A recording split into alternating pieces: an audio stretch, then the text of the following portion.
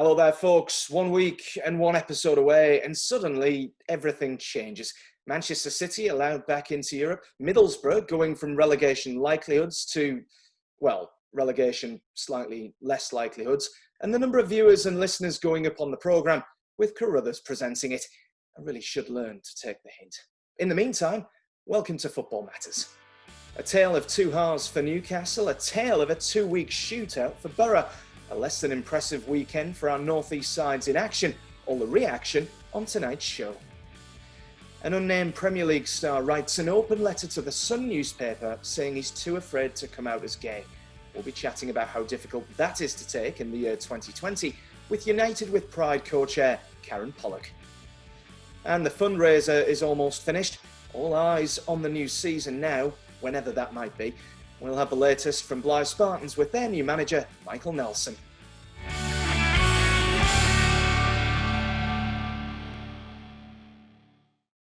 So, lots to get through then, and no sooner have I come back after a week away. It's not just change on the football pitch, it's change in our punditry lineup as well. The eagle-eyed amongst you might have spotted that there's no Olivier Bernard tonight. He clearly heard that I was coming back this week. So, joining the Football Matters veterans, if they allow me to call them that, former Sunderland player Darren Williams, a North East football writer Mark Carruthers. Joining them is a man who's made me reminisce in the last week or so about just how glorious goalkeeping jerseys were in the 1990s. Delighted to say, making his eagerly anticipated Football Matters debut this evening from Match of the Day magazine, Matthew Ketchell. Ketch, great to see you, mate. Thank you very much for coming on and filling the considerable boots of Olivier Bernard. And are you confident as a Newcastle United fan yourself? Big boots to fill. Well, yeah, I'm always available to step in when Premier League legends aren't available. So let's see how I go. You just said legend's a strong word. Olly will love that. He won't be back next week. Unfortunately, he hasn't passed the test yet because we've got to send an angry Frenchman round to smash a ball in his face from 10 yards. Well, funnily enough, Mark, you should mention a test. I thought before we jump into serious matters this week, we would see just how well suited Ketch was to filling Olly's shoes. And there is a test, a quick quiz, if you will, to see how well suited you are, Ketch. Are you all right with going through this, are you, for 20 seconds, however long it takes you to go through it? Yeah, is it a test to see who's more Geordie? Because he'll definitely win that. No, Mark's just given us an insight. Literally, we're sending someone round to kick a ball at your head from 5 yards and seeing how well you can accept it. But there's only 3 short questions. We're going to kick things off with, what are your feelings towards Graham Souness? Animosity. Good start. The second one, I feel like you've already answered, but we'll go with it anyway. How well can you take a punted football to the head from 5 to 10 yards away? Well, I used to be a goalkeeper, so I've had a few to the dish in my time. So, yeah, shouldn't be no problem there. Magnificent. I won't make any comments on the fact that you can tell that you've taken a few to the dish over time. And third and finally, you're replacing Olly really well at the moment, taking these early jibes. Third and finally, any takeover rumours? Yeah, loads, but I'm not going to tell you until it's done. Well, you failed that one. If you'd said it as happening on a Tuesday, then... Tuesday. Imminent. Imminent. There you go. That'll do for me. 2 out of 3 I'll give you for that one, mate, which is pretty strong. You are replacing Olly this evening. And for all of you, you'll have seen the news this evening or today that happened earlier on this morning, it was, wasn't it? Where we saw Man City having a European ban overturned by the Court of Arbitration. So this is what I want to know from you 3 to kick off the show this evening. What have you 3 been banned for, and keep it clean, or banned from, in your lives, and why? Let's start with Daz. Banned from? Banned from. If it's nothing, if you've lived a pure life, then don't worry about it. Just answer and I won't believe you. But if you've been banned from something, give it a shout. Come on, Daz, you must have picked up some suspensions in your time. I have picked up some. I've played a few red cards in my time, like. Yeah, I got sent off. I think it was away to Shrewsbury one time with Sunderland, and it was one of those where I'd made a tackle early doors. Obviously got a yellow card for it, and then you can't on that fine line. But I managed to get sent off before half time, which didn't go down too well with Peter Reid. But it was one of those where that, you know, the ball bounces and I just tried to flick it over the lad's head. However I can. Yeah. Catch the ball perfectly, but caught the lad in the face with my foot. So it was, you know, I tried to appeal it a little bit. Mistimed. Did you do that? Yeah, Did you do that? Yeah, the ball sign. Yeah, you got to do that. That could easily signify the bloke's head, in fairness. Yeah. So, whichever way. I genuinely thought, Daz, you were going to open up proceedings there, mate. We're saying you've been banned from the house after one too many. Not yet. Well, that just happens every week now, so I suppose it's pointless going into it. You come inside to do this show. Okay, that's a decent one to kick things off. Matt, let's go with you. What have you been banned from in your life, if anything? Nothing that I think of. To be fair, I mean, you know, live a decent life, stay on the right side, and all that. Nothing that I think of. I know we're doing this show over Zoom, mate, but I can almost taste the skepticism coming. That's right. All three of the rest of us. I think we know that, you know, skepticism's healthy, but no, nothing. I've been threatened with a ban from a football club, but we'll not go into that. No, are you sure? Are you sure you don't want to talk about this briefly? Nah. No. All right. Stonewalled. Straight back at us. Catch you, and finally, banned from anything. Have you got a decent story to tell us? Well, at the minute, I'm banned from Match of the Day office. I was in, we do the magazine from home at the minute, and I was actually in West London last week, and I thought, there's something I wanted to get from my desk. It was actually, funnily enough, you mentioned, you touched upon my love for 1990s goalkeeper tops. Yeah. I have one in my desk at work, and it was the Sunset one. And I'm in the process of, I want to build like a little studio behind me and display the shirts. Right, okay. I thought I'll pop in the office and get that shirt, which is a classic shirt, 95, 96. Pavel Srnicek wore it with the bleeding sunset of the Tyne Bridge. So I buzzed in our office. A security guard came to the front door. I know the guy, and I said, "Can I come in?" He went, "No, you can't come in." Didn't give me a reason why, so I'm banned from our office at the minute. So I was a bit disappointing. That shirt's going to be locked up my desk until whenever the wheels start spinning again. Banned from your place of work. So takes it. Done. What? Sorry, Daz. Say again. Say again, mate. I said, I think that he's been trying the shirts on. That's why he wouldn't let him in. I thought you were going to go down the route of the security guard coming down you saying, "Do you not know who I am?" if he didn't know you. He knows me well. He's kicked me out of the office a few times, so he knows me well. But maybe that's why I'm not allowed back in. Quite possibly. There's another story there somewhere along the line, isn't there? Lovely stuff, guys. All right, well, before we get into what's happening in the present, obviously, in terms of our region's football teams, of course, the weekend saw some pretty bad news, didn't it? Some really sad news for North Eastern and for football worldwide as well. News breaking that football royalty in Jack Charlton, Ashington born and bred, had sadly passed away.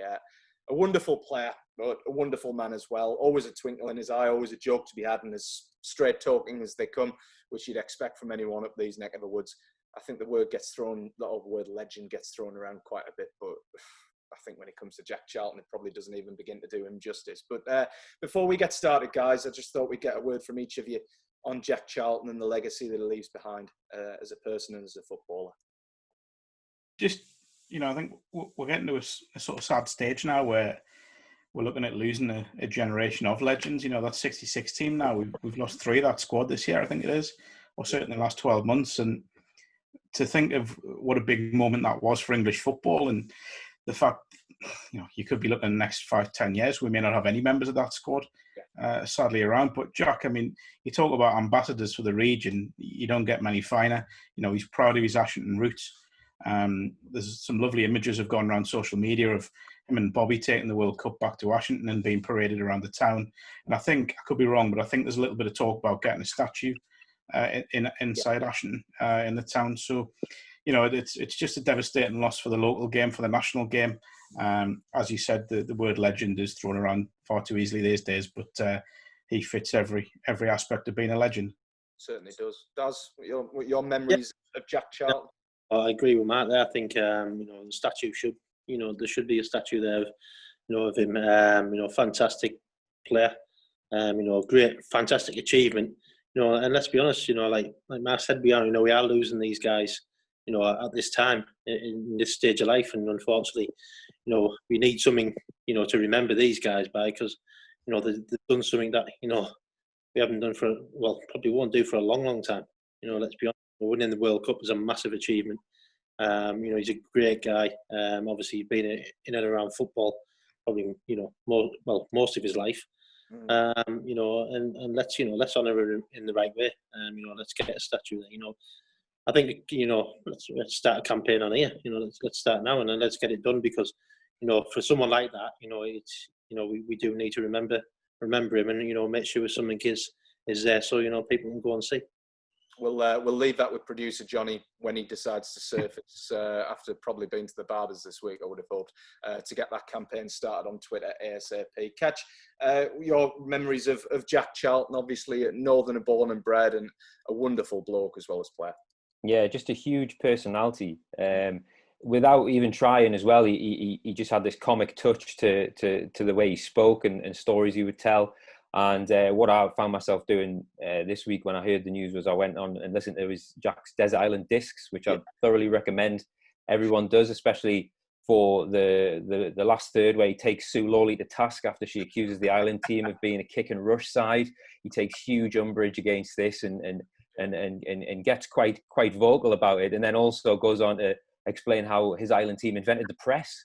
So I'd be interested to hear Jurgen Klopp's thoughts on that. But yeah, the Irish '86 team were the first to press, according to Jack. But full of stories, and a man who was born and raised in the Northeast and always came back to the region. And I know there's not a statue in the Northeast. There's actually one in Ireland, in Cork Airport, I believe, of Jack with his fishing gear on. That's not even where he was from, or even for where he lived for most of his life. So the Northeast definitely needs something up in Northumberland, which is probably his most favourite part of the world. I think that's the mark of a man, isn't it? He was as well respected in Ireland as he was in England, which is quite remarkable in itself. But as long as this statue doesn't resemble the Cristiano Ronaldo one, I think it was, in Madeira, there's been numerous statues which haven't looked a damn thing like the player that they're meant to represent. So hopefully, if this statue does go ahead, whoever gets commissioned to do it, get it right, please. We implore you to get it right. It'd be fantastic. But well said, gents. We're going to move on. But of course, Jack Charlton gone, but certainly never forgotten in the Northeast, in England, in Ireland, and right across the world as well. But we're going to get into the show, and we're going to kick things off with a story that, to put it bluntly, I really don't think should be a thing in 2020. And it's terrifying that I've had to say that quite a few times in the last few weeks. An anonymous open letter published in the Sun newspaper from a gay Premier League footballer revealed the torment of keeping his sexuality a secret from his teammates. He says football in the open letter is not ready for an openly gay player and is scared to reveal his identity. He's being supported by the Justin Fashanu Foundation, with there currently being no openly gay or bisexual male professional players in the UK. Gents, I had to check that. I was absolutely astonished by that. And we're going to get your thoughts on this in a second. But I'm delighted to welcome our first guest onto the programme to discuss this topic. And she's very, very well placed to discuss it as well. She is the co-chair of United with Pride, Karen Pollock. Karen, welcome to Football Matters. I wish it was in a better story to welcome you onto the programme with. But how are you doing? How's things with you? I'm doing really well, and thanks for having me on. And whilst I agree, I mean, some of the letter is heartbreaking, actually. I think this can only be positive. Yeah. You know, the fact you're talking about it, we're talking about it. A tabloid newspaper isn't printing a shock horror, look at that, but actually quite a moving letter. That's not where we were even 5 years ago. So there are good things we can take out of it, even though it did break my heart.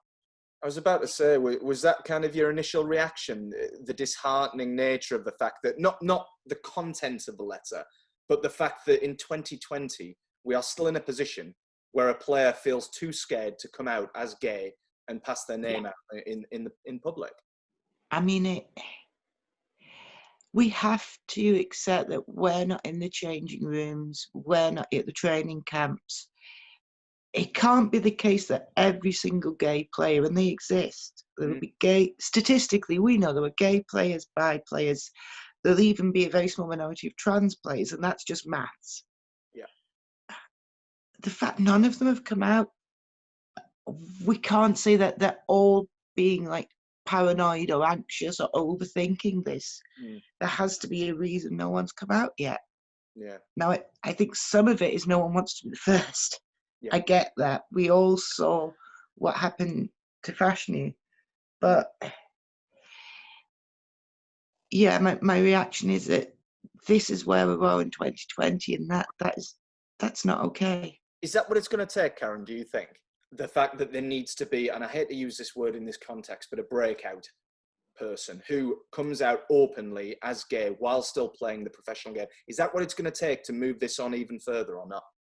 I think it is, because I think people are afraid that when they're the first, the spotlight will turn on them hugely. Yeah. Every single facet of their life will be turned over. They're worried about, will the tabloids be chasing up old boyfriends? Will they find out, if they once sort of, had a one-night stand? Will it all be, the checkbooks will be out? Yeah. Because it will be a big story. Yeah. I think, though, if you look, say, at Gareth Thomas, different sport, I realise, but the checkbooks were out after him.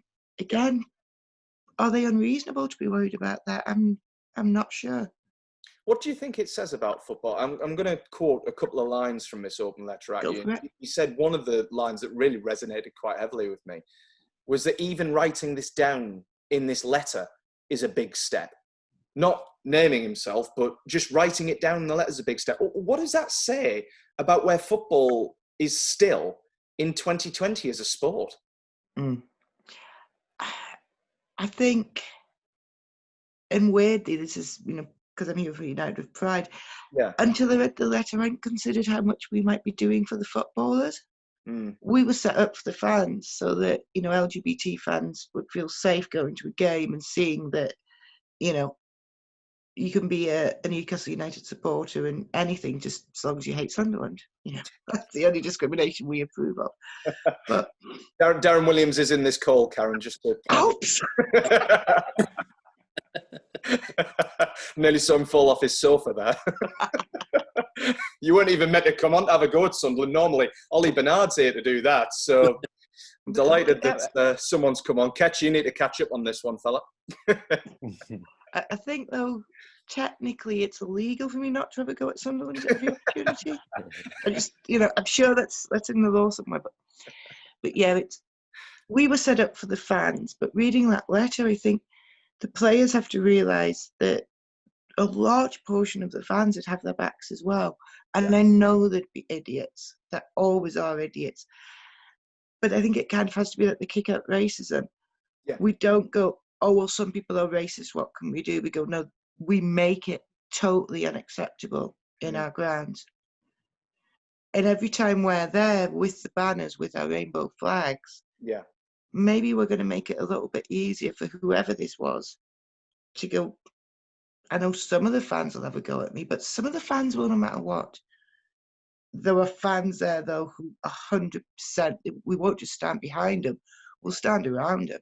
Yeah.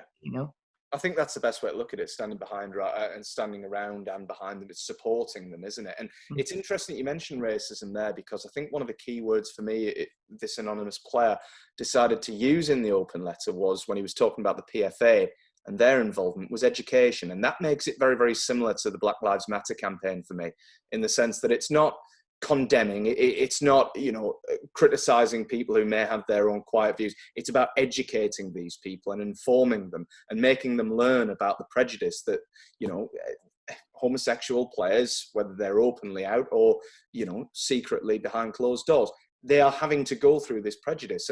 So how can you educate the fans, the public, and the footballers themselves who might be sharing a dressing room with this player? Well, I think the first step is it can't be down to the player.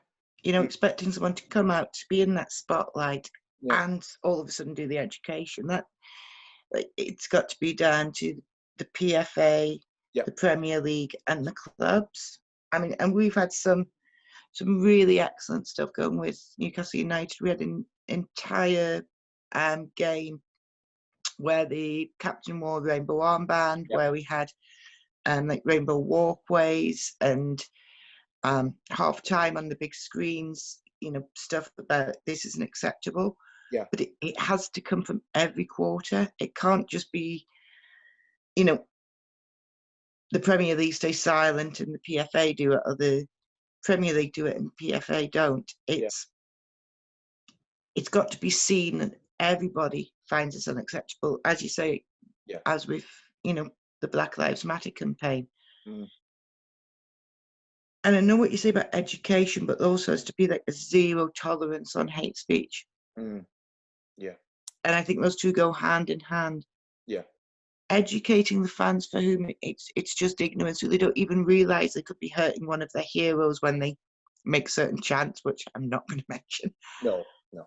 But those fans actually probably don't even realise sometimes what they're saying.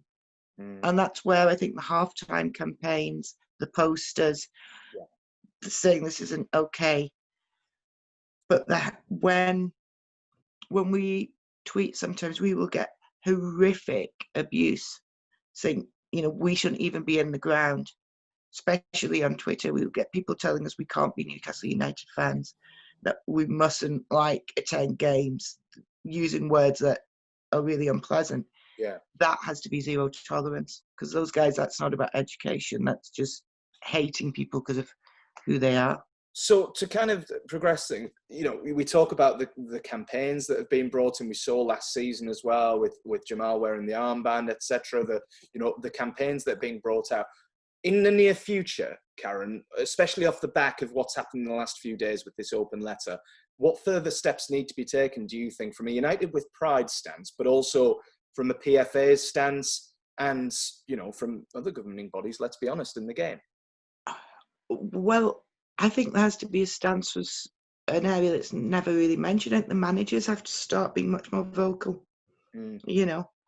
I'd really love to see some of the top managers say, if this is our player, I'm going to make sure that he's not only treated differently, but I'm going to be one of the people standing alongside him. Yeah. I think what we're going to do is just be even more visible and more vocal. Because if it's one of our lads, then we want them to see we're with them. Yeah. Every Premier League team now, bar one, has an LGBT supporters group. And we have to be at the front, I think, of saying, this is what the supporters believe. I'm not sure really what the PFA can do. I think they've done a lot. I'm not sure what more they can do. So the fear and the resistance has to be coming from other quarters. Yeah. And I think that's at a club and management level. Yeah, that's interesting. That's really interesting. Just before we let you go, Karen, I want to leave you with one, again, kind of quoting from the open letter. And he says, you can't put a price on your peace of mind. Clearly, the fact that, he didn't feel like he's been able to come out recently, it's been having a huge impact upon this bloke's mental health. How big an impact will this statement and that sentiment in particular have on others who are gay in the game, but are too fearful to come out, do you think? I think it can only be positive. My dream will be in 10 years' time, there'll be a gay players organisation. And these guys will support each other, look out for each other, challenge, when there's homophobia in the dressing room. Yeah. Realising you're not alone is probably part of the reason to come out. Yeah. Right now, if we were having prides, they're all online, but imagine we should live in a world where Northern Pride going through Newcastle, or London Pride, or Brighton Pride, whoever this guy is, wherever he's from in the country, he should be able to lead his pride and get cheers of thousands of people.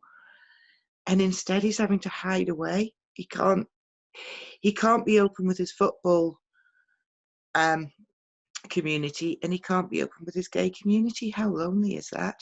Yeah, it's incredible. And like we said when we started off this conversation, to be saying that in 2020 is quite remarkable still. And hopefully the work of United with Pride, yourselves, Karen, and obviously many other organisations, Pride, the PFA, etc. Hopefully this is just the start again and the continuance of the work going forward, which is going to lead more players to come out with open letters, but also not anonymously as well in future. And all being well, that will be the case sometime soon. But Karen, listen, thank you very much for your time tonight. Really appreciate it. Thanks for having me on. I know that you've got an ice cream van outside of your house. Hopefully we haven't kept you away from a 99 or other ice creams and ice lollies are available, I'm sure. So we'll let you head off and get your tea. And thank you very much for coming on, all right, and take care. Thank you. Bye-bye. Karen, really appreciate that. That's Karen Pollock, of course, from United with Pride. Guys, just before we move on to our next story tonight, Darren, I think we need to start with you on this one. Troy Deeney, interestingly, recently said that there are many players in the game who are gay. Probably, I think he said one per club he can imagine is gay, but they're not coming out because they're too fearful. From an ex-player's perspective, how bad is that to hear? And what have you experienced with it? It's bad, it's bad at any level, any stage of, anyone's life or career, that they can't actually be open, because obviously the fear, that they'll get the backlash of it. But yeah, just, I agree, there will be more and more gay footballers in the game. It must be a difficult thing, a horrendous thing that, they go through on a daily basis. Thinking, I just want to be open, I just want to be honest, but I daren't be, which is wrong, and it's wrong at so many levels. I mean, when you're at football clubs, there's always a rumour that, there's one of the players is gay. I've had it through all my career that, somebody's always spoke about somebody. I think he might be gay. But so what? Do you know what I mean? Your team, human beings. You can be what you want to be. And I agree with Karen. It needs somebody to come out.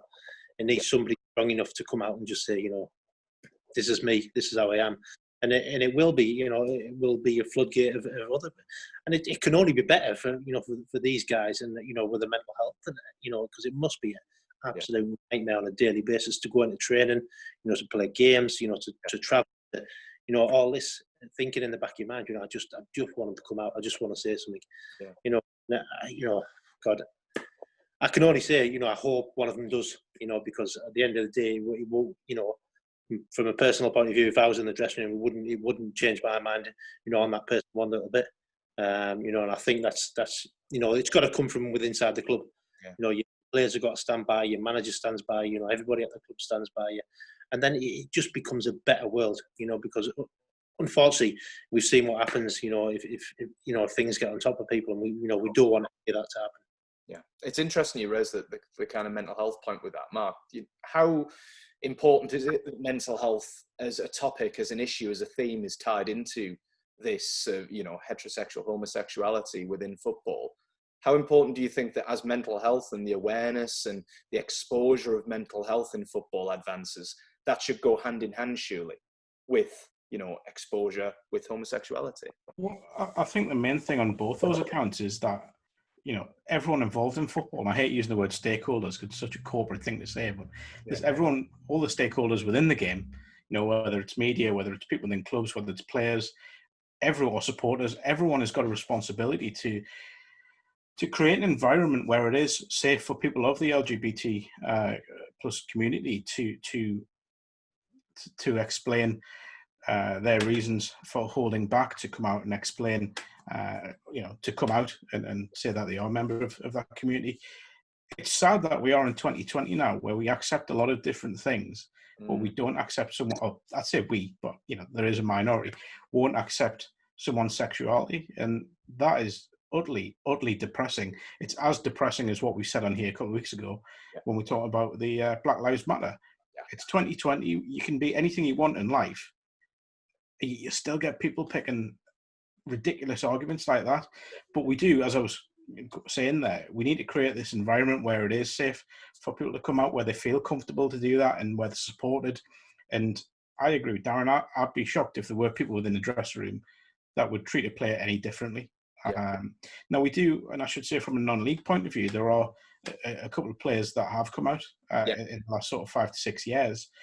and they've been supported. And I know the profile of non-league football isn't, the Premier League, for example, is a worldwide game. No. So the focus put on those A player, if they did come out, would be massive. And I think the mental health impact on his mental health or her mental health would be severe. So there needs to be a support mechanism put in place from everyone involved in football, supporters, the Premier League, the PFA, teammates, clubs, managers. I think Eddie Howe is possibly one of the only managers that's actually come out and supported that happening. I think he said if he had a player come to him and said that he was gay, then he would be supported massively within the club. But I agree the point that was made, by the way, that it is going to take managers to start talking more. And it'd be interesting to see what happens with that. And just kind of on the racism card as well, I know we've talked about the homosexuality there, but Ketch, just coming to you finally, racism, of course, is a prevalent theme that's been happening over the last few weeks or so, especially after the death of George Floyd. But it reared its ugly head once again in football at the weekend. Will Sahar, I think, was abused by a 12-year-old online. David McGoldrick at Sheffield United as well, racially abused online too. These are kids doing this. These are 12-year-old children doing this. Why is this future evidence, Ketch, basically, that education is just so important when it comes down to these things? Yeah, it's vital, and it's quite scary, really, especially for someone like myself who writes for a kids' football magazine, to think that that 12-year-old is old enough to be reading our magazine. It makes us think we have a duty of care as media to reinforce the messaging that we're seeing. The Black Lives Matter campaign has been excellent in that respect. I think someone recently totted it up and worked out that there's been in the area of £25 million worth of marketing dedicated to that movement. Players taking the knee. Young Match of the Day readers, the bottom end of our readership, 7-8-year-olds, are going to ask why that's happening, and they're going to look into why that's happening, and that's a positive thing. Why are the players taking a knee before kick-off? Why is all this messaging? What's that on the shirt? That's what needs to happen. And perhaps this player who's written the open letter has taken strength from that campaign, seen the amount of exposure that movement's received, and thought maybe LBGT issues could receive a similar amount of exposure, and we could start to normalise this within football. Like Karen said, we're living in a world where being gay is openly accepted. The same has to apply to professional football. What other profession would prevent you from coming out with your sexuality? It shouldn't be like that at all. I think the women's game has more respect in terms of sexuality, and perhaps that's one area where the men's game can learn from the women's game, where it's more respected and accepted. This player, Premier League player, he could be a Premier League title holder, he could be a World Cup winner, he could be a PFA Player of the Year.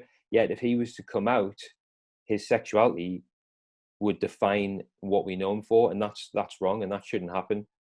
So it's a big period of reflection, this, for football and the Premier League, in terms of Black Lives Matters, and I think LBGT issues should be brought into the conversation in a big way as well. Yeah, certainly should. And incredible, like I think all of us have said, Karen certainly said as well, that this is still the case, and whoever the player is, we can only hope that they find the strength to keep playing, because I think they mentioned in the open letter that, if it did get too much, then they would have to retire early. But one day, hopefully, we'll actually live in a world and in a sport that recognises everyone equally without prejudice or hatred. So we can only hope that is imminent. Thank you to all three of you for kind of contributing to that one, and with the racism debacle, I think we can call it, over the last couple of days in particular, like the cases that I mentioned too. But we're going to jump straight onto our next story now, and it deals with Blyth Spartans, I'm delighted to say. A big season for them coming up. A new manager, the setting up of a future fund as well, which ends next week. And I'm delighted to say that we're covering both stories in one guest this week. I'm delighted to say that we have Michael Nelson, the new Blyth Spartans manager, on the line and connecting with us as it stands, video and audio connecting as I speak, who is hopefully going to be chatting to us about Blyth Spartans and what is coming up for them. Michael, can you hear us? Can you see us? Can, yes. Excellent, man. I think your video might be off for now. I think it's just coming on now. There you go. Happy days. How are you getting on? You all right? I'm not bad, yeah, considering. Everything's Everything's all right, just a little bit busy. Yeah, I can imagine, which is exactly where we're going to dive straight into that one. How are you settling into the new job? Busy is probably the operative word, isn't it? It is, yeah.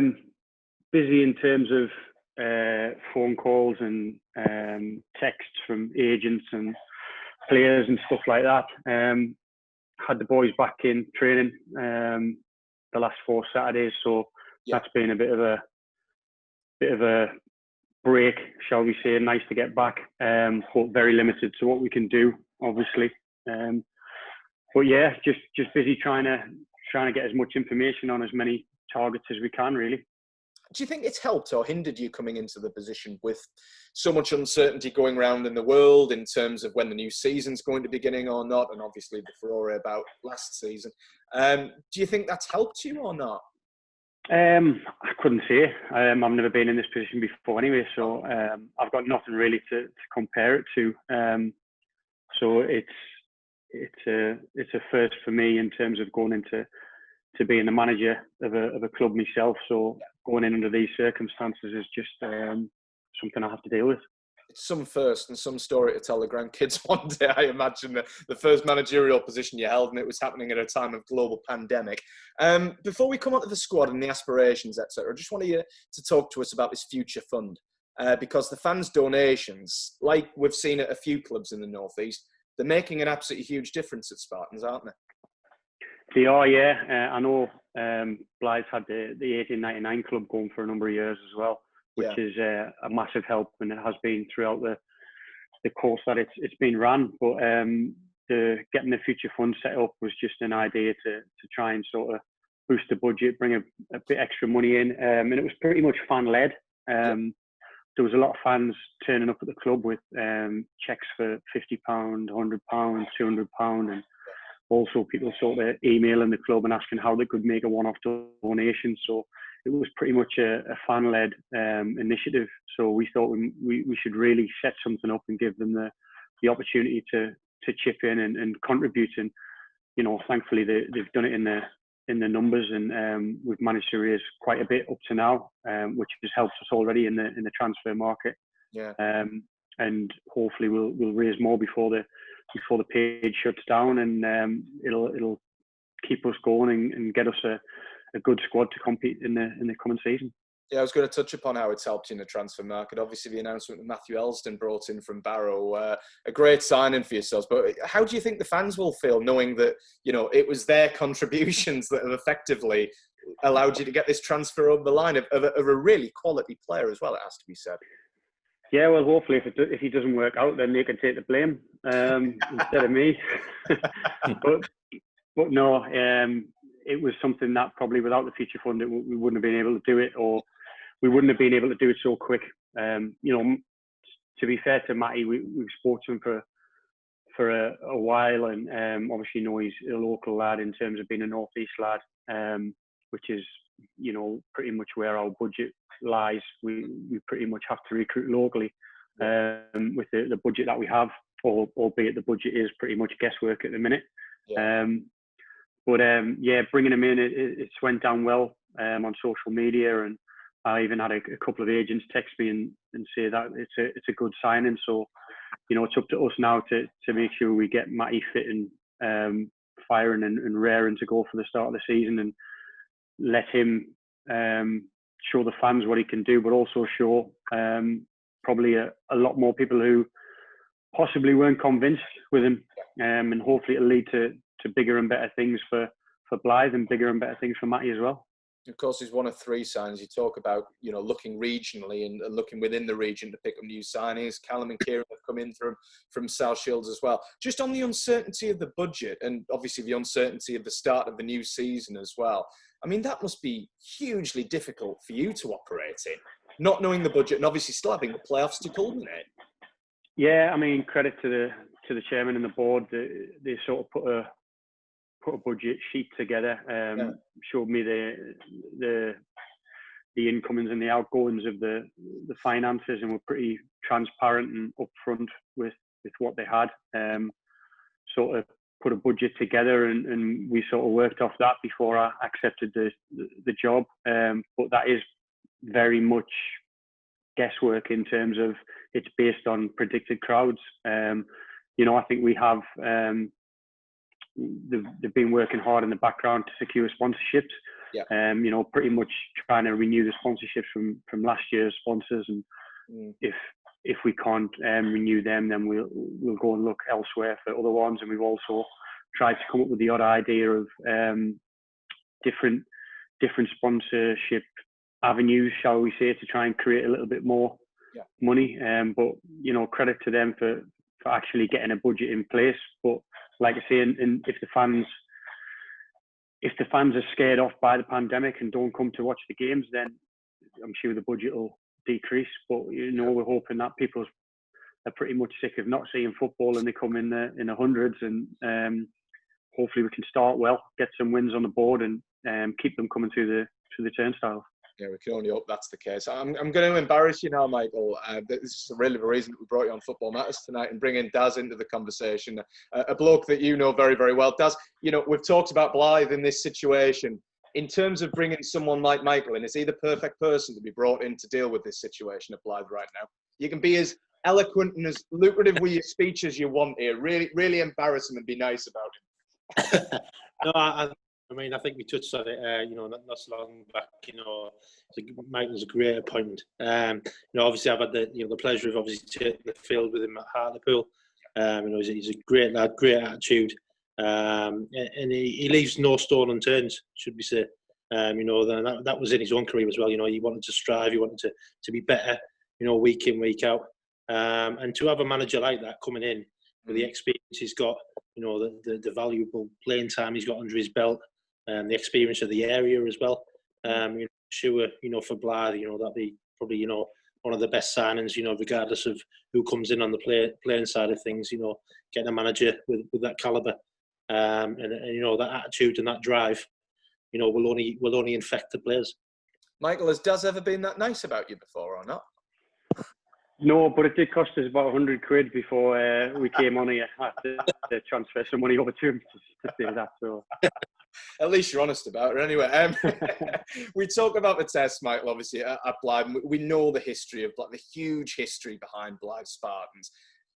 Obviously, the aspiration is to get them up to that sort of level once again.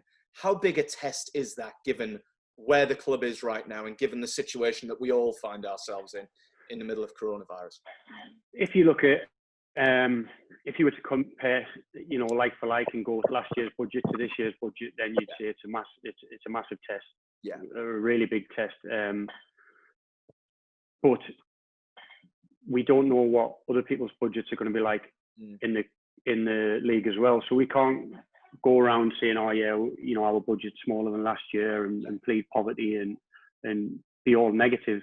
Yeah. There could be clubs worse off than us in the league. There could be, you know, every club could be better off than us in the league. We don't know until we get going. Yeah. All we can do is recruit what we can in terms of our budget, spend it as wisely as we can. There's going to be a few young lads in there who are going to be very susceptible and very absorbent to taking stuff on board and developing. Yeah. So hopefully we can, with the type of training and stuff we can get into them, we can develop them, bring them on, you know, guide them and make them better players. And hopefully they'll be players for Blyth for more than just a flash in the pan of 6 months to 12 months. You know, we can try and develop them and hopefully move them on and get some money for them, for the club to try and make it survive. But like I say, the other teams in the league are also being hit by everything that's going on. So we can't just feel sorry for ourselves. We've got to just work with the resources we have. Yeah. Work with myself, the rest of the staff, you know, the board, the chairman, the fantastic supporters who are putting the money in. Everybody has to come together. It has to be everybody coming together as one. It can't just be the squad going out there and doing it. You know, the fans are already having their say with the future fund, and hopefully by turning up in the numbers and cheering the boys on, especially if there are some young boys in there, you know, they're going to need encouragement. They're going to need the support. Yeah. And hopefully everyone can play a part. just finally, Michael, before you do head off tonight, is that the stamp that you want to put on this club, the Michael Nelson stamp? You want youth playing a huge part. You want them playing a certain brand of football that's going to get the supporters coming back, and hopefully Blyth up the top end of a league once again, I imagine. Yeah, I mean, look, everyone wants to bring talent through and sell it on, and create money for the club to see the club survive for the next however many years. Everyone wants to play a nice, attractive, free-flowing football, building from the back. But at the end of the day, you've just got to win games. Sure. It doesn't matter how you do it. If you want to be a manager and be successful and stay in the job or get a better job somewhere else, you have to win games. Simple as that. Otherwise, you won't get the chance to implement your brand or your style of football.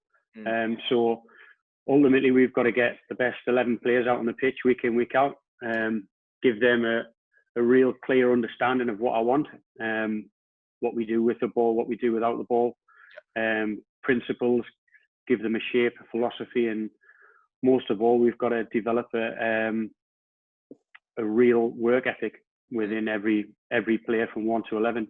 No prima donnas, no people having a free role who can just go and cheat and do everything from 1 to 11. They have to work. I think you've seen that with. I'm not comparing us to Liverpool, but you've seen it with Liverpool this year.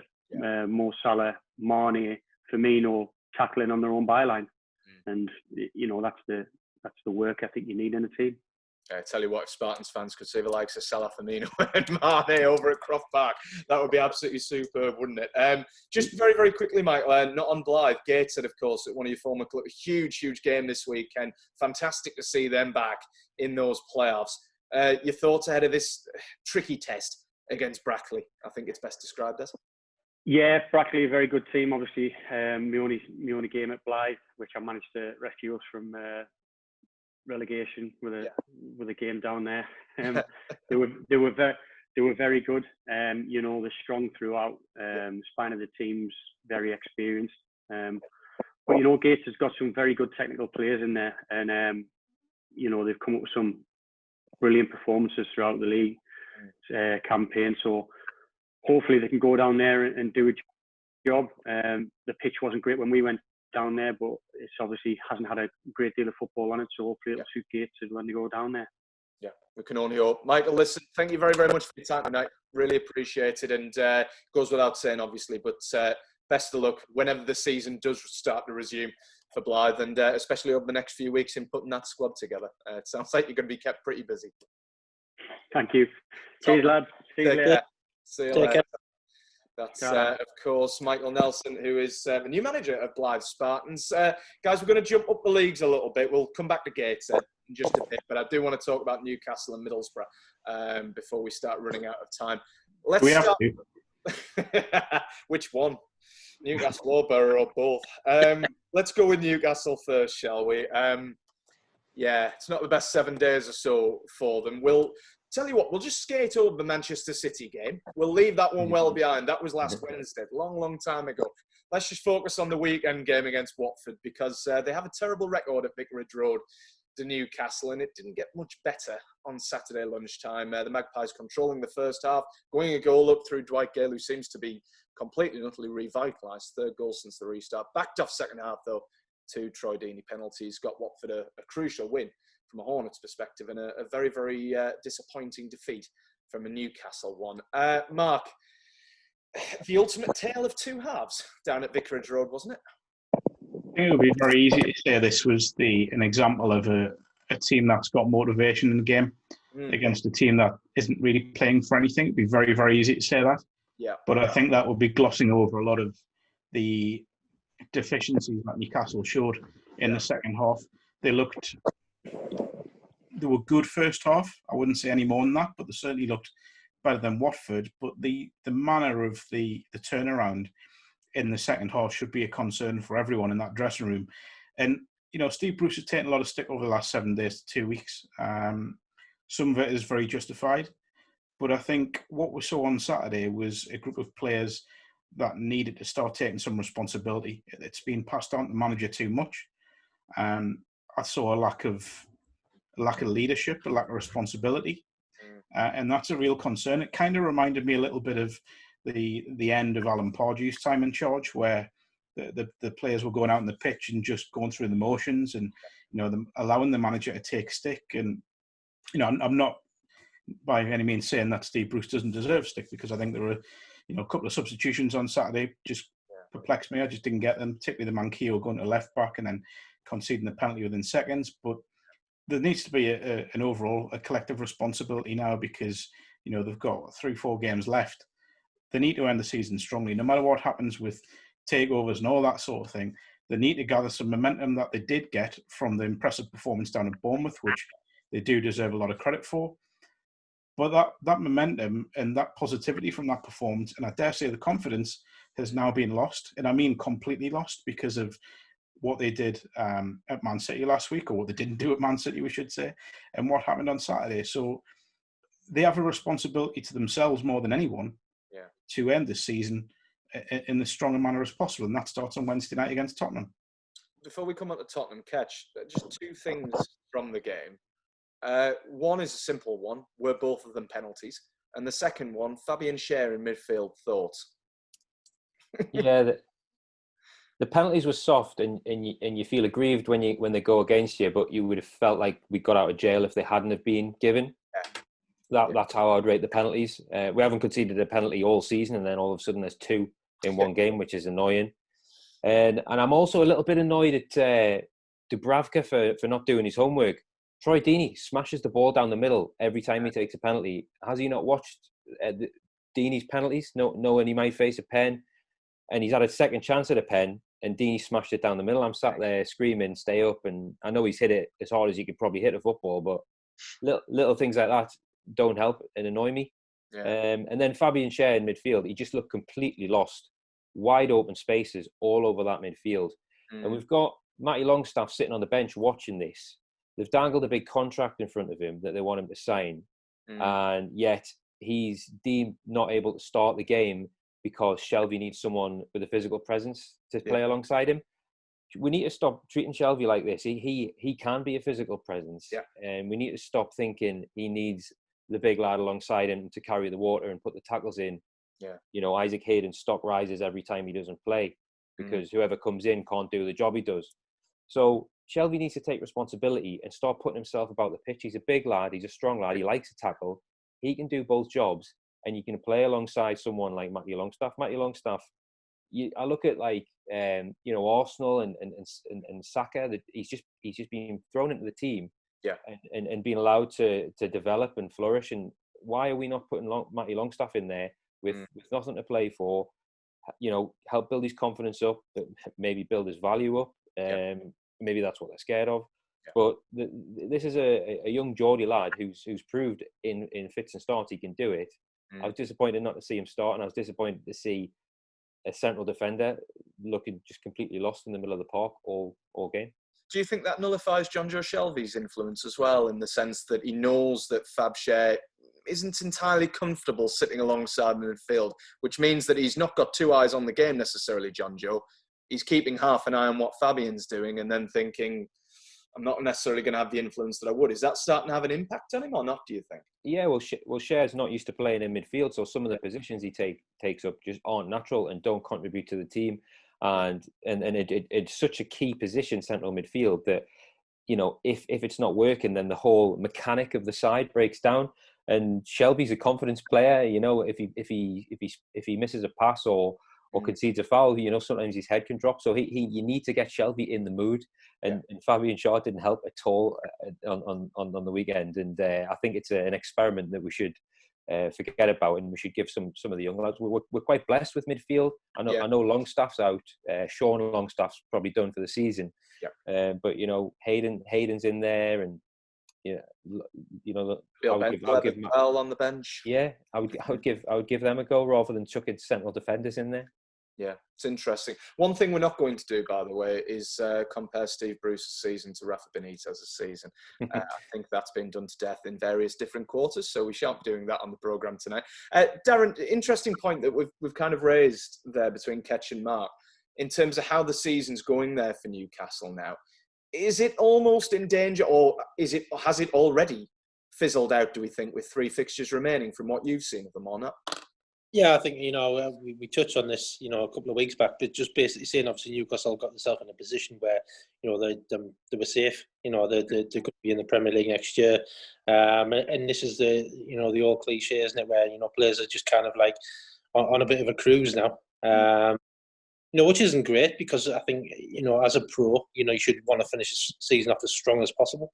Yeah. You don't know what's going to happen in the summer. Somebody could come in for you. Or you could get offered a new contract if you play well towards the end of the season and the club want to keep you. And I agree there. Obviously, it's going to be difficult. When you're playing alongside somebody in the middle of midfield, and you're half thinking, well, what's he doing? Where is he? Because it does then distract from your game. Shelby's point of view, his head's going to be all over the shop. So he's not going to really be a massive influence in the game, if he's got to keep an eye on who's playing alongside him. Yeah. But for me, I think Newcastle have gone into that mode now. Unfortunately, for them, I think if they'd kept going how they started back, and the attitude that they started back with, because it was good to start off with, but then they got themselves in a comfortable position where they think, well, there's no real. We don't have to really fight to win this game. We don't need it. We're going to be in the Premier League still next year. But as a player and as an individual, you should be thinking, hang on a second, I need to finish this season off really strong.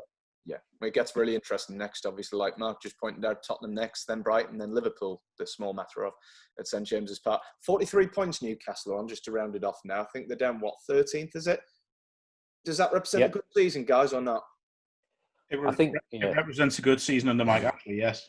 I thought you were going to add an asterisk to that. I'm being deadly serious here. Yeah, no, fair enough. That's a positive season under Mike Ashley. It's the limited expectations that are in place now. So yes, it is. Sorry to just go back a little bit here, but the Matty Longstaff situation really irritates me. I said on social media on Saturday that imagine being him sat on the bench watching Fabian Schär, a centre-back, playing in midfield, and then a substitute comes on, and it's Nabil Bentaleb, who's on loan, and I'm sorry, but has shown nothing to suggest that he's worth a permanent deal, yet he gets brought on ahead of Matty. And there's a lot of talk about the money situation with this contract. Well, what if Newcastle, what has the manager done, and people selecting the side, what have they done to suggest to Matty Longstaff since December that he's going to play and get game time? Because I don't think he started a game since before Christmas. I could be wrong, but I'm fairly certain he hasn't started a game before Christmas. They've had injuries. And then in January, they go out and get a midfielder on loan. And they try to get another one from Lille. Yeah. And we're willing to pay upwards of 35 million, if you believe what was written. So that, to me, doesn't exactly give Matty confidence that he's going to be playing or even have a chance of playing. He could have, if that signing went through in January, he could have been sat here as 6th or 7th choice midfielder. So that, to me, would probably be what's holding any signing of a contract up more than giving him more money, which, he is sat on what has been reported at under £1,000 a week. So the lad, for me, he's never let Newcastle down. And I don't know what Ketch thinks or Daz thinks, but every time he started a game, he's always, yes, he's had better games and poorer games, but he's never let them down. He's always kept going. The attitude's always bang on. Yeah. So I just, that situation's irritated me a little bit. Does it kind of represent what we see at the club at the moment, this Matty Longstaff situation, does or not? I think, to be fair, I think Matty, he's a great talent. Yeah, he's a bit inconsistent at times. We know that. But for me, they're playing a very strange game with him. A very strange game. They're leaving him on the bench. They're dangling a contract in front. But what are they trying to scare him into the fact that if he's sat out and he's not playing, that somebody might then not show interest in him and not want him, so he'll be forced to sign the contract. It's a very strange game to play. And for me, you'd have him on the pitch. I think he's a great lad with a great attitude. Yeah. Obviously, I've spoken to him obviously over media a couple of times, and he sounds like a great down to earth lad. And I just think they're playing a very, very funny game with him.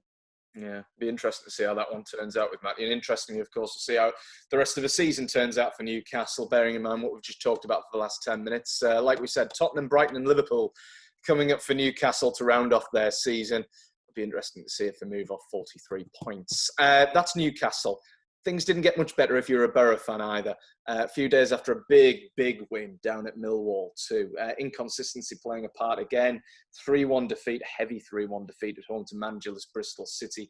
Britt Sambalonga grabbing the only Boro goal. 19th, 2 points above the drop zone. Darren, we are seesawing every single week with Boro. We go from they're safe, they're not safe. They're safe, they're not safe. Where are they now? Well, let's be honest, they're not safe, are they? They're by far from it. Warnock. I think Warnock touched on it obviously in his interview once when he said, the job he's taken on is probably the biggest job he's ever taken on. It is a massive job.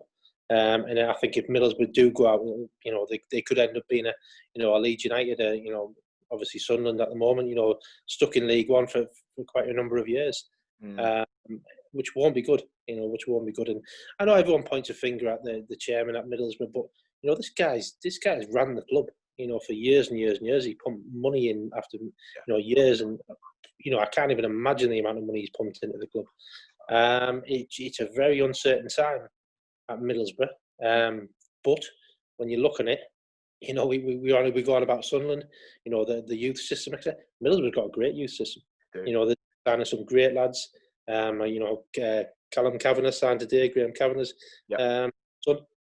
He's a good talent. I think he's been watched by Arsenal and a few of the top sides. And Middlesbrough, he's signed for Middlesbrough. Yeah. So we go on about academies and such, and obviously our Sunderland are losing players. Callum could have been kind of like looking to his left or his right and thinking, well, I can go down to London and join a couple of big clubs. Yeah. But he's Middlesbrough, so something's right at that level. But unfortunately, basically, but unfortunately, at first team level, it's very, very up and down, and I think Warnock will be, I think he'll be banging a few heads together. He'll say how it is, as he always does. But he won't stand for inconsistency. One of Neil's interesting quotes post-match that I kind of picked up on was that afterwards you could see the fear in one or two of them when they went a goal down. Mark, how worrying is that in the midst of a relegation battle where Boro find themselves in at the minute? Well, obviously very worrying. I mean, the attitudes in a relegation battle have got to be right. They've got to be probably not accept that you're going to take knocks, but there are games when you're going to be up against it, and it's that old cliches come aplenty here. But roll your sleeves up and get dug in and get results. I mean, you look at what's happened since they won the first game under Warnock. It's been poor performance after poor performance, poor result after poor result. Every game now is massive. It's huge. They've got to start taking points. The one saving grace is when you look around them, they are in there with 6 or 7 other teams. So, if one of them puts a run together, then they'll get out of it. But at the minute, you can't see Boro doing that. I think everyone's form is dire from what I can see down at the bottom of the Championship. I mean, Luton had a really good win the other night. But I'm going to put you on the spot here, Ketch. Is this very much a case like we've seen at Newcastle up the road the last few seasons, that Middlesbrough could be saved by virtue of there being 3 worse teams than them in that current Championship? Potentially, yeah. Obviously, that could be the case. But I also liken it to the first season Newcastle went down under Ashley, where they thought they were too good to go down. And I think there's a bit of that about Middlesbrough. They've thought that they're too good to go down. Yeah. Now they're in the thick of it, and I think Warnock is right when you can see the fear, you can smell the fear, and he's got a bunch of young players there who aren't used to relegation battle. And every game that you get closer to the end of the season, the stakes just raise even higher. And it's not being helped by the fact that they know what's happened up the road at Sunderland, and they'll have watched the documentary.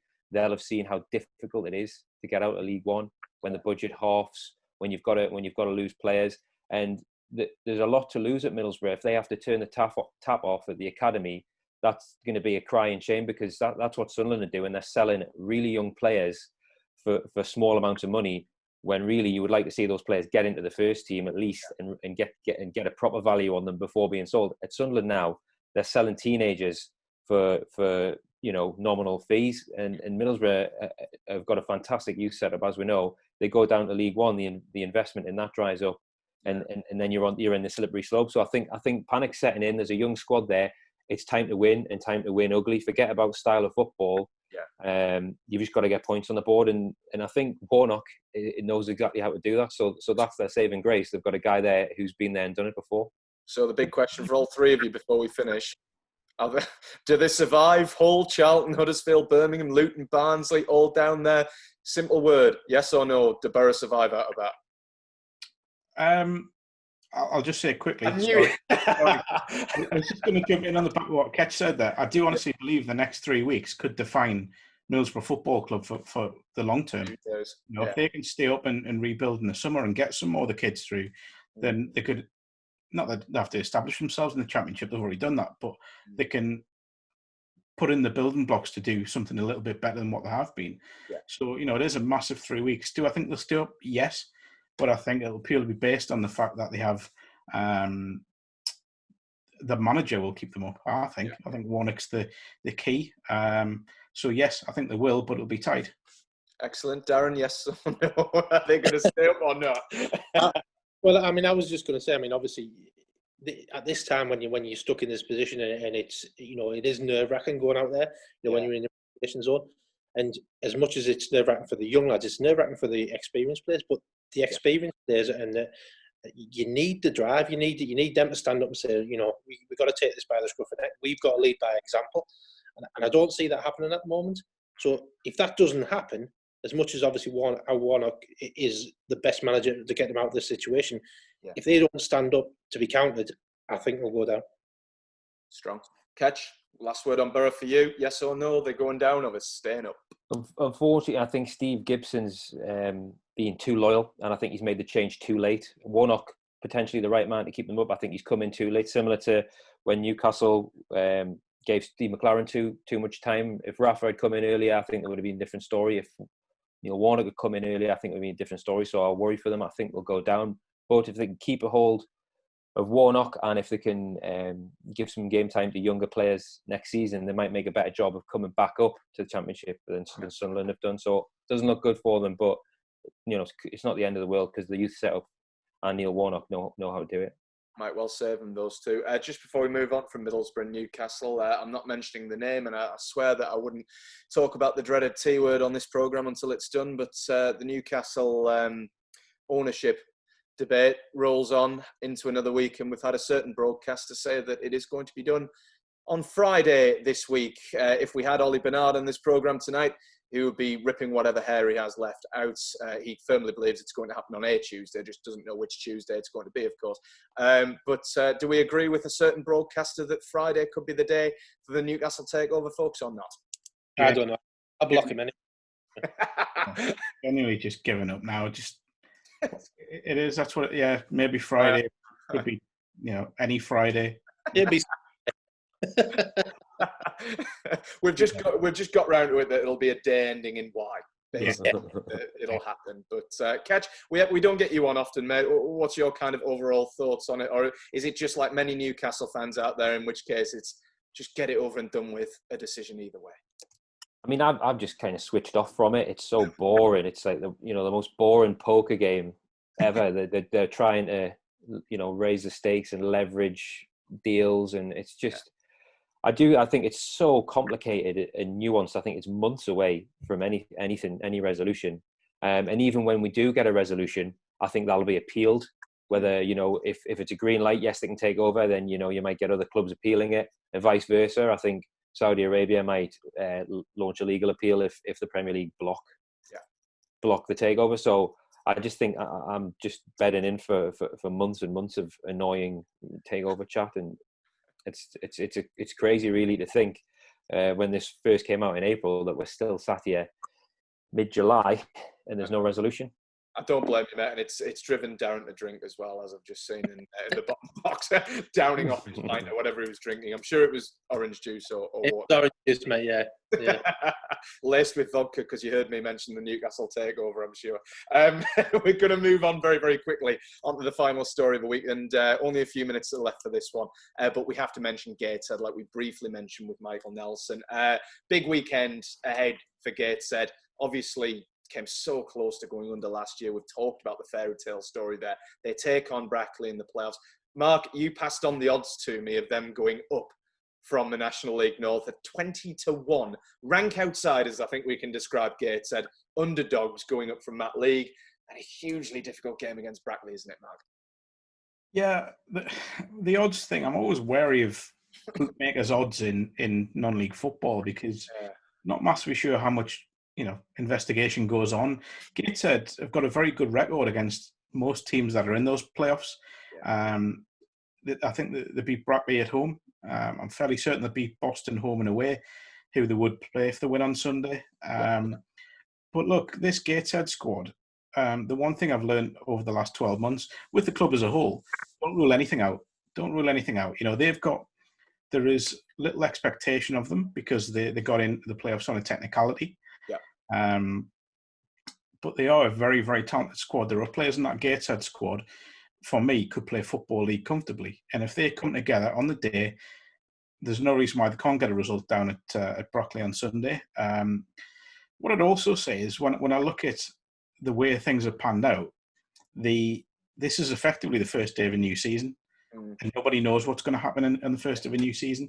So it's going to be very, very interesting to see how they cope. The fitness will come into it. Gateshead off full time. We shouldn't forget that. That could play a part. So it's a massive day for the club and for the players and for Mike Williamson, who's done a fantastic job. We shouldn't forget, still in his first season as a manager. I've got a sneaking suspicion they'll get something and they will get through on Sunday.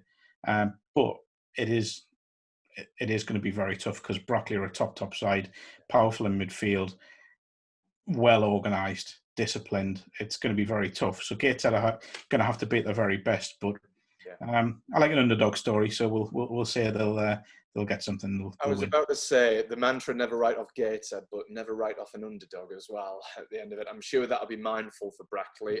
Ketch does so. Are you going to head off and stick a fiver on Gateshead at odds of 20-1 or not? To be fair, pick me up that 20-1. Like, not bad, isn't it? Yeah, though, like Mark said there, I'm not saying other teams don't obviously want to get promoted, but can you imagine like the Gateshead players where the club was potentially going to the fact that they could potentially then get? I mean, this would mean everything. Do you know what I mean? And like Matt says, you just don't know what's going to happen. And for me, Gateshead are a good side. They've got some great players, and I just hope that they've all got that drive and that from where they've been to where they are now to just go that step further. Because I mean, like you say, what a fairy tale that'd be. You know what I mean? We could do a series on that. Don't tempt us, mate. We already do a series every single episode because it normally goes about an hour over allocated time. So I'm sure once Gateshead, if fingers crossed they can get a result down at Brackley, I'm sure we'll have reaction to that on next week's episode. Ketch, just one final word from you on Gateshead. Like we've said, a wonderful story from them over the past year or so, and there is an argument to suggest that there is absolutely no pressure on them here, and that is dangerous going into a huge game like that. Yeah, I think, they say the table doesn't lie. I think the table does lie a bit here because Gateshead are in 8th and Brackley in 3rd, but there's 3 games more that Brackley have played. So there's that to contend with. The fact that Gateshead have already beaten Brackley is interesting. And I thought it was an interesting point that Blyth boss Michael Nelson made, that they're going to be playing on a pitch that hasn't seen any football for a while. Gateshead love to play football. Nice flat grassy pitch. I think that could be a difference. And the fact there's no supporters there, that's a huge disadvantage for Brackley. So I really do fancy Gateshead, and it's credit to the club and the fans that they've put themselves in a position to say that they could still go up. Yeah, keep your credit eyes. To the club for their, credit to the club for the new kit as well. I know Ketch was impressed with the home kit in particular. It's a nice little number, that, isn't it? Nice little number. It's no Pavel Cernicek 95-96, but we're starting to get that.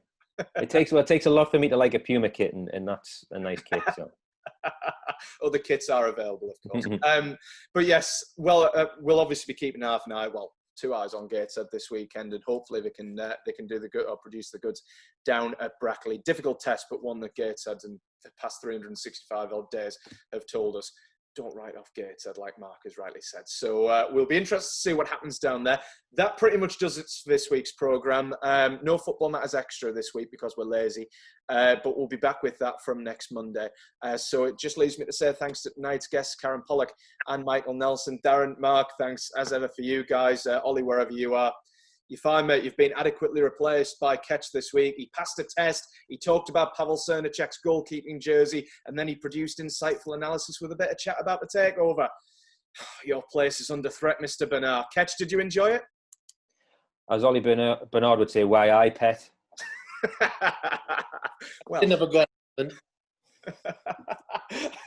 It's like he's never been away.